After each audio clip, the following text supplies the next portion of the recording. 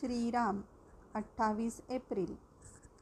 आजचा महाराजांचा प्रवचनाचा विषय आहे, खरी तळमळ लागली म्हणजे संत भेटतो.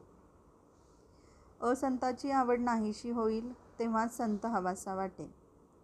विषय आपल्याला त्रास देतात, पण ते सोडावे कसे हे समजत नाही. जंगलात सापडलेल्या माणसाप्रमाणे आपले झाले आहे. आपली वाट चुकली आहे असे ज्याला वाटेल तोच जंगलातून बाहेर पडण्याची वाट विचारतो. आता वय फार झाले, काळाच्या स्वाधीन होण्याची वेळ आली. रामा, तूच आता तार, अशी तळमळ लागली तरच संत सहवास लाभेल. सत्संग हवी असे आपण म्हणतो खरे, पण मागतो मात्र असत. मग आपल्याला सत्संगत कशी मिळेल? स्वतःला कसे विसरावे हे कळण्याकरताच संताला शरण जावे. आपले विस्मरण म्हणजे भगवंताचे स्मरण.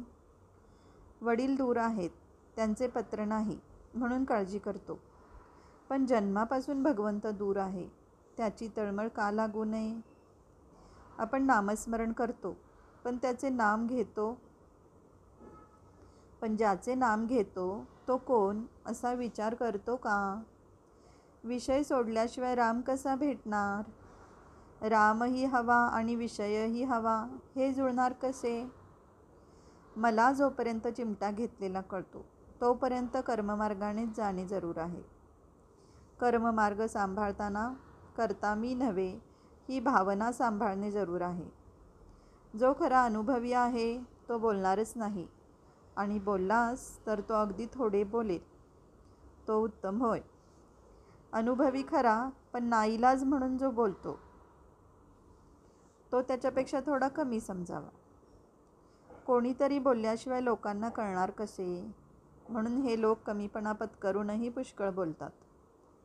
परंतु अनुभव नसताना उगीच शब्दपांडित्य करणारे हे अगदी खालच्या दर्जाचे होत.